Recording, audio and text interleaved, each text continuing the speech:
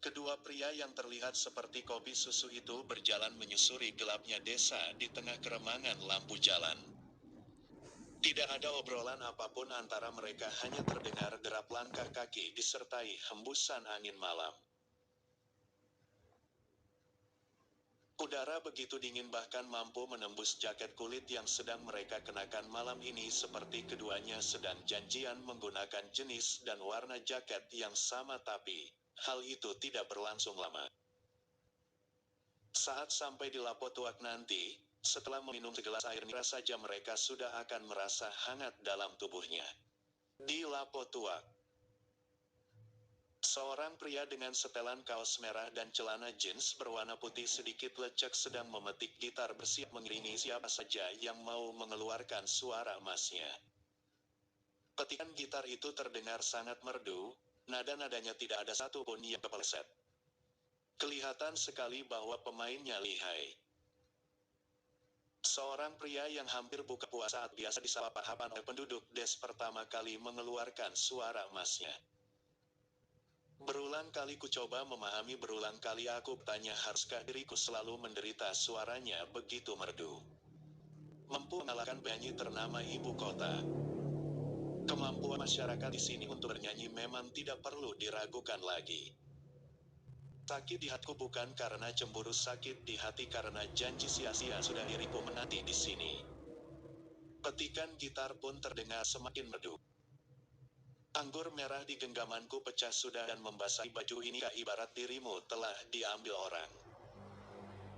Keping-keping hancur cintaku, pijakan kakiku terasa hampa, kemana lagi harus melangkah.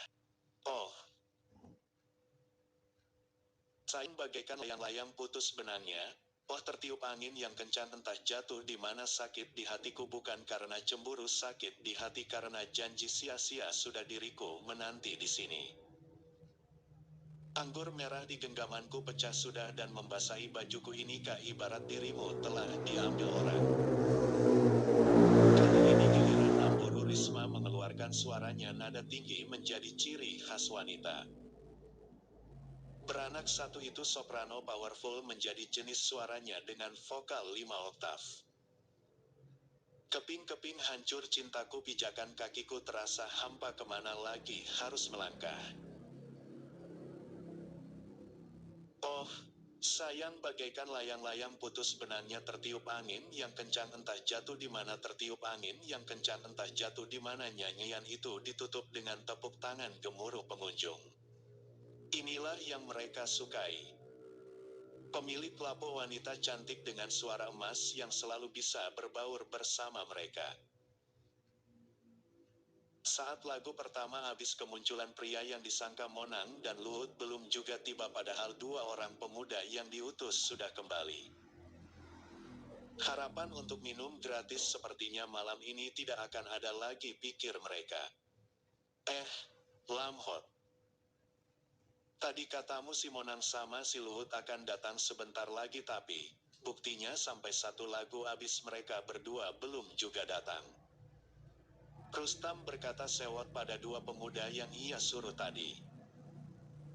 Rustam memang sengaja mencari-cari alasan agar Monang datang karena dia hanya mampu membeli satu gelas tuak.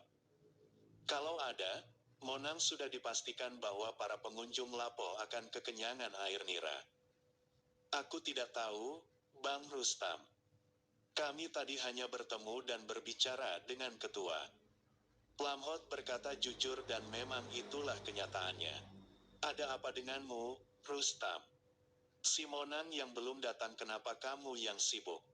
Tanya pria yang istrinya baru glow up tersebut. Efek tidak jadi buka puasa, makanya dia sewot seperti ibu-ibu gosipers, ucap salah satunya lagi. Keadaan Lapo Tuak itu sungguh sangat ramai. Pesona Namboru Risma memang tidak perlu diragukan. Pesona Lapo Tuak maksudnya. Tak jarang banyak para istri yang datang menjemput suami mereka. Jika sudah sampai Lapo ini sudah dipastikan para suami itu akan lupa pulang. Diam saja kamu, Pak Botak. Sebaiknya kamu siap-siap saja karena sebentar lagi istrimu pasti akan datang menjemput, kata Rustam mencibir. Karena memang setiap jam 9 malam istri Pak Botak selalu saja datang menjemput membuat mereka memberi julukan suami takut istri pada pria tak berambut tersebut. Istriku itu datang menjemput karena ingin bergelut di ranjang bukan karena ia tidak suka aku minum di sini lama-lama. Sanggah Pak Botak tidak ingin terlihat menjadi pengecut di depan teman-temannya. Tawa seluruh pengunjung Lapo Tuak terdengar begitu garing. Mengejek orang lain adalah salah satu hal yang paling membahagiakan bagi mereka. Bahkan dulu ada seorang laki-laki yang memilih pulang karena tak sanggup menjadi bahan bulian mereka dan sampai hari ini batang hidungnya tidak pernah terlihat lagi di Lapo. Tanpa memperdulikan rekannya yang sedang saling mengejek, pria berbaju merah kembali memetik senar gitar menimbulkan nada-nada merdu yang siap disandingkan dengan suara emas para pria penghuni Lapo Tua. Ini hati yang bicara bukan mulut yang berkata ku tahu kamu terluka dengan rasa cinta yang ada kau paling setia mengerti artinya cinta walau derai air mata kau masih tetap bertahan Sally, Sally, aku. Begini hanya karena cinta tapi kini semuanya berubah kau datang bawa cinta yang berbeda Sally, Sally, aku tahu ini aku yang salah tak pernah mengerti tulusnya cinta yang selama ini yang engkau berikan maafkan, sayang, aku tahu aku yang salah kau paling setia, ketua. Panggil salah satu dari mereka dengan mata berbinar-binar, donatur dan ketua kita sudah datang, ucap yang lain tak kalah girang. Baru setengah lagu dinyanyikan kedua laki-laki yang sedang ditunggu-tunggu itu akhirnya datang juga. Pandangan para penghuni Lapo terlihat begitu berbinar-binar. Malam ini sepertinya akan menjadi malam panjang tanpa mengeluarkan sepeser uang. Arya berdiri mematung, memandang sekeliling dengan tatapan bingung. Tempat ini terlihat indah dengan pemandangan kilatan birunya air di danau biru tapi, di indera penciuman Arya bau nira seperti bau busuk. Dengan sekuat tenaga ia menahan agar perutnya yang sedang bergejolak tidak mengeluarkan isinya. Donatur, duduklah dulu. Kamu kenapa bengong seperti itu? Tanya Rustam basa-basi. Aku tidak apa-apa, ucap Arya terbata-bata. Gugup terlihat jelas di raut wajahnya. Kemarilah, Monang. Kali ini Pak Botak yang memanggilnya. Apa yang harus kulakukan di sini? Tempat ini juga sangat bau, kata Arya dalam hatinya. Indra penciuman mencium tua seperti bau busuk padahal bagi orang awam itu adalah minuman ternikmat. Hei adik ipar cepatlah kemari. Luhut mengeluarkan suaranya. Pria yang disangka Monang itu duduk tepat di sebelah Luhut. Mengambil posisi nyaman agar tidak canggung menghadapi yang lain. Ternyata si Uli pintar sekali merawat suaminya. Baru 2 hari menikah tubuhmu sudah sangat bersih. Salah seorang yang bertemu Arya di sungai mengulang ucapannya di hadapan Arya. Diwantek sekali sama si Uli, Lamhot berkata acuh. Tidak sadar ucapannya bisa menyinggung kepala suku. Jangan menggoda adik iparku. Pekik Luhut. Allah, ketua.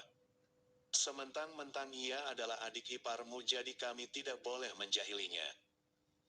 Kini giliran Pak Harapan yang melontarkan pertanyaan. Aku juga bingung saat melihat kulit si hantu hitam ini pagi tadi. Mungkin ini efek pengantin baru. Atau karena ketulusan cinta mereka. Di sungai air mata pun mereka mendapatkan ikan emas keberuntungan. Luhut berkata panjang lebar. Wah beruntung sekali kamu, Monang. Aku saja sudah menikah selama 4 tahun, 12 kali pergi memancing ke sungai itu tapi, belum mendapatkan ikan keberuntungan. Aku malah mendapat anak nila. Rustam berkata sedih karena sampai hari ini pun mereka bahkan belum mendapat restu orang tua.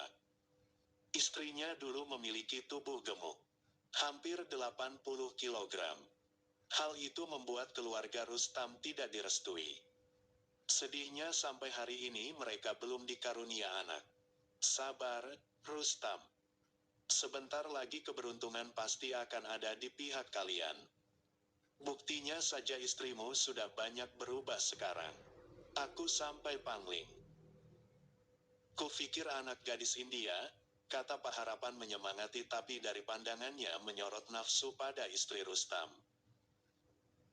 Berani menghayalkan istriku akan kupotong saudara kandungmu, kata Rustam mengancam. Matanya dipenuhi amarah.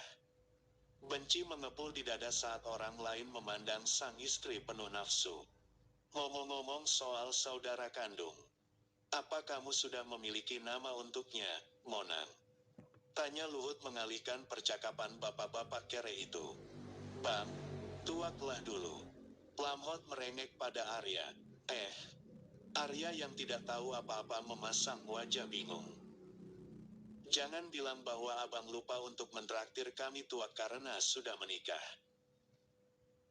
Ternyata si Uli selain mencuci tubuhmu, dia juga mencuci otakmu agar jauh dari kami. Lamhot mengomel tidak jelas. Pria cungkring yang kurusnya lebih parah dari triplek, jaga mulutmu. Jangan bicara yang macam-macam tentang adikku. Luhut langsung melayangkan tatapan maut. Ketua. Ucap Lamhot tersenyum memamerkan deretan gigi kuningnya. Jadi apa nama untuk saudara kandungmu? Tanya Luhut lagi. Ada rasa penasaran dalam dirinya. Sejak dulu hanya Monang yang tidak memberikan nama untuk benda pusakanya. Dengan alasan masih perjaka nanti saja tunggu sudah bisa merasakan liang kenikmatan. Itu, anu? Jawab Arya gugup. Tidak keren sekali kamu.